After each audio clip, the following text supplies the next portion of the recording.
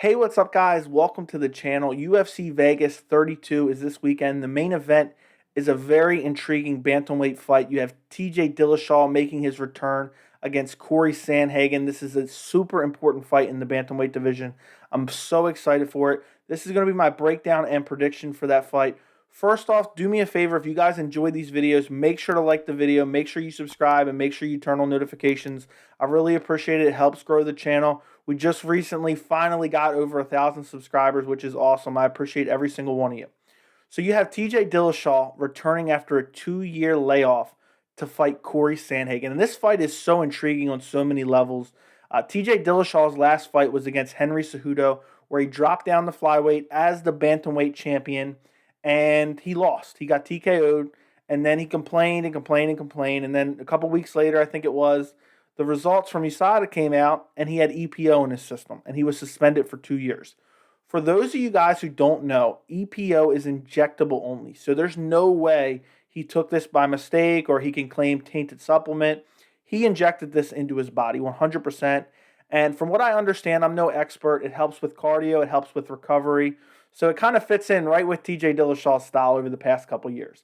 Now, I think a massive X factor in this fight is whether or not TJ Dillashaw was using this for the majority of his career, or if he's, if you take his word for it, and he just used it for his drop down to flyweight to attempt to gain the flyweight belt from Henry Cejudo. So if you look back on history, there's a pivotal moment in TJ Dillashaw's career where it just seemed like he was a completely different fighter. And that was the first Renan Barão fight. And he came in a massive underdog. If you guys remember, originally Rafael Sunsao was supposed to get that fight. He wasn't ready by the time the UFC needed him. So the UFC went with TJ Dillashaw.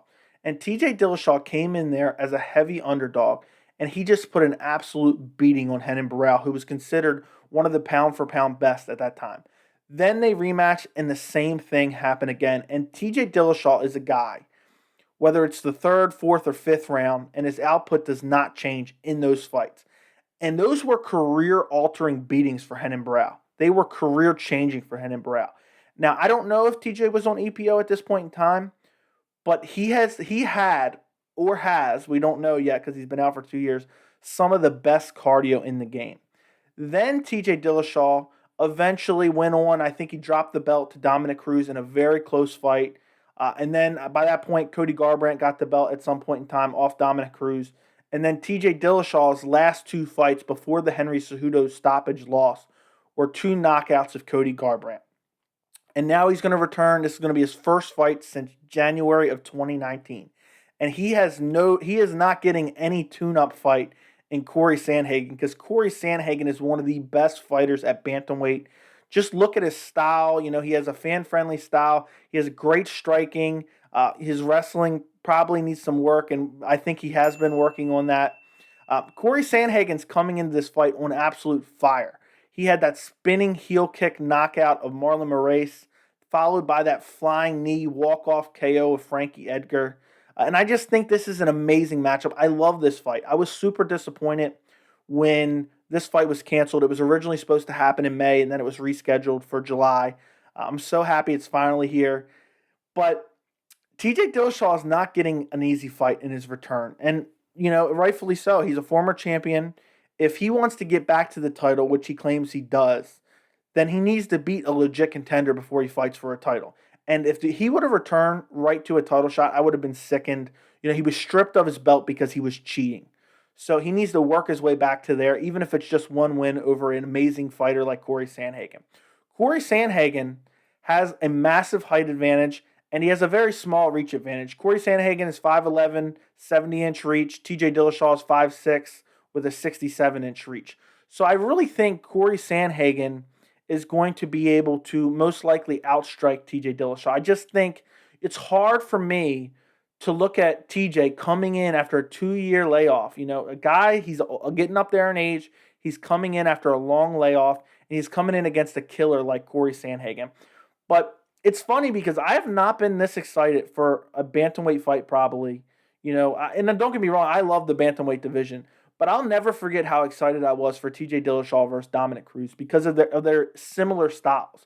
And everyone always talked about that TJ Dillashaw was an evolution of Dominic Cruz's style, with the footwork, with the changing of stances, with the output. And now we can look kind of down the line, and like the new breed of TJ Dillashaw is now Cory Sandhagen in a way. Both these guys have very similar styles. They change stances a lot. They have a lot of variety of attacks, whether it be leg kicks, unique techniques like flying knees. Cory Sandhagen, I mean, with that flying knee against Frankie Edgar, what an amazing, I don't even know what this, I can't even say anymore about it was just amazing. He walks off. But I will say, I look at everybody's resume and I talk about the quality of the fights. And even though Cory Sandhagen's last two fights were absolutely amazing, you have to look at kind of where those two guys have gone since then. Marlon is kind of on a decline. He's lost his last few fights, and same with Frankie Edgar. So even though Cory Sandhagen's looked amazing, you kind of have to remember, where Frankie Edgar and Marlon are. I still think they were two amazing wins. TJ Dillashaw, as far as his last few fights, obviously he hadn't fought in 2 years. He got stopped by Henry Cejudo, and the two fights before that were Cody Garbrandt for the title. And I know a lot of people probably think I'm a TJ hater or I'm a Cody lover. I truly believe if Cody Garbrandt would have been more patient in both of those fights, he would have been able to beat TJ Dillashaw.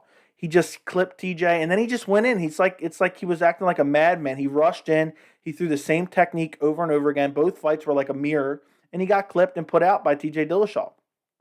And that brings me back to my other point. If TJ Dillashaw was using EPO at that point in time, those were possibly career-changing KOs to Cody Garbrandt. And this guy was possibly cheating. That's why I can't stand cheaters. If he gets caught again, I think he needs the 4-year ban or the lifetime ban, which would basically, a 4-year ban would almost pretty much end his career at this point in time.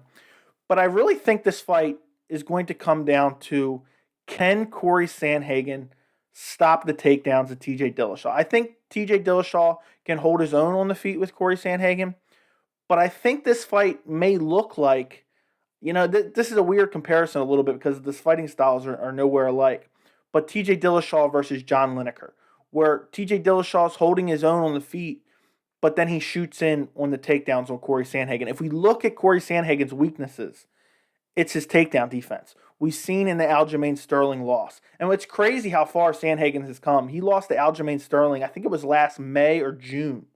And he got absolutely dominated by Aljamain Sterling. Aljamain took him down, I believe, in the first 45 seconds or so, immediately took the back and eventually choked him out.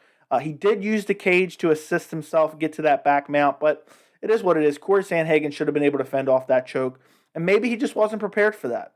And there's no doubt in my mind, since that loss to Aljamain Sterling, Cory Sandhagen has worked on his takedown defense and his wrestling. Because even since, and I love this, I think it was after he finished Marlon, I'm not 100% sure, he said, I want that Aljamain Sterling fight back. I owe Aljamain Sterling a nap. And that just shows me he's confident in his ability. I know Marlon was able to briefly take him down in their fight, but he was able to get back to his feet. But I think if TJ Dillashaw begins losing on the feet, which I suspect he will, I think Cory Sandhagen is the better striker. I think he has more power in all his limbs, whether it be his legs. He has great question mark kicks. He has great leg kicks. He has great flying knees. He has great spinning techniques. And TJ Dillashaw has great techniques as well. But I just think the better variety comes from Cory Sandhagen.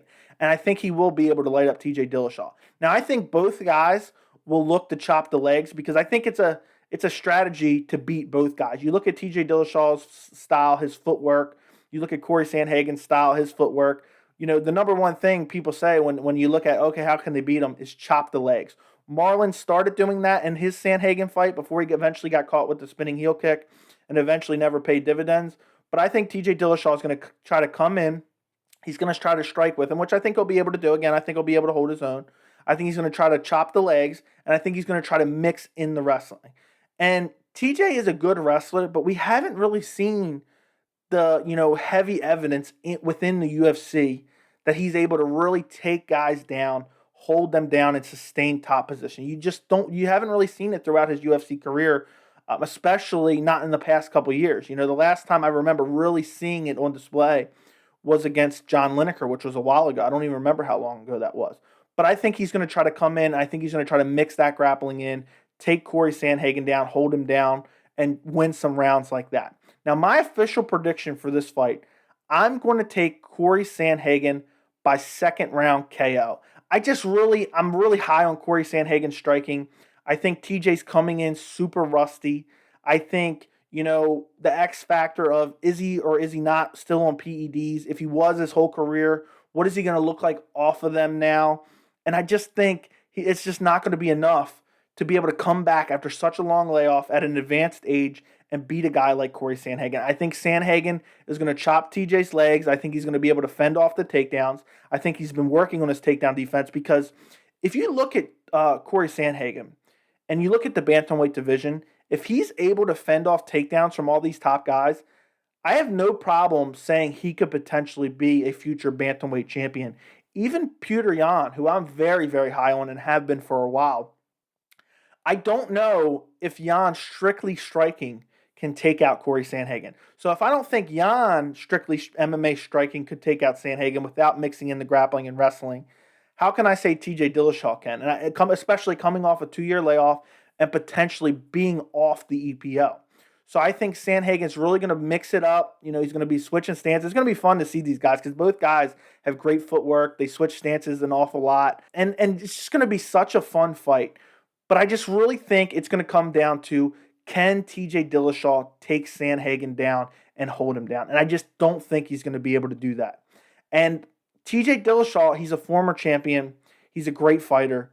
But there's just too many factors against him. How can you pick a guy who is coming in off such a long layoff? It's just not possible. And then you look back, and I hate to do this because you can nitpick anybody's resume. You can nitpick Sandhagen's resume right now.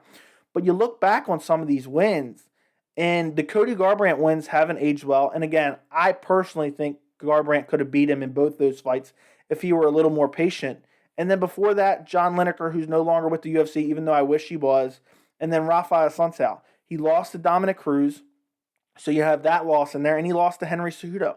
And I just think when you look at Sandhagen, I think Sandhagen, if he has worked on his defensive wrestling and his takedown defense, I think he beats Henry Cejudo. I think he probably beats Dominic Cruz. I favor him in all those matchups. I favor him to beat Cody Garbrandt, and I favor, obviously, he's already fought John Lineker. So I favor him to beat them. And I just think Cory Sandhagen is the new breed of bantamweight fighter.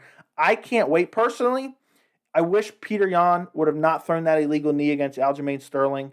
And I would have loved to see, without even having this TJ Dillashaw fight, I would have loved to see Sandhagen versus Yan this year for the bantamweight title. But obviously that's not going to work out now because Aljamain Sterling is the champion. They have to run that back. He's not available to, I think, November or December. So we'll see. But I think the winner of this fight, whether it's TJ or whether it's Cory Sandhagen, I think the winner of this fight fights for the belt next. They might have to wait a little bit because obviously Yan and Sterling have some unfinished business later this year. But the winner of this fight will fight for a title. And that's what makes this fight so important. And I just absolutely love this style matchup. But I just think, there's too many factors going against an advanced age TJ Dillashaw. And I just don't know how he can get it done. We'll find out, though. I can't wait for Saturday. So I think that pretty much does it for this video. I just think Sandhagen has too many variety of attacks, and I think he's going to be able to stuff the takedowns of TJ Dillashaw and eventually KO him in the second round. Do me a favor, make sure you comment your prediction down below, and don't forget to like the video. I appreciate every single one of you. Thanks for watching, and I will see you in the next video.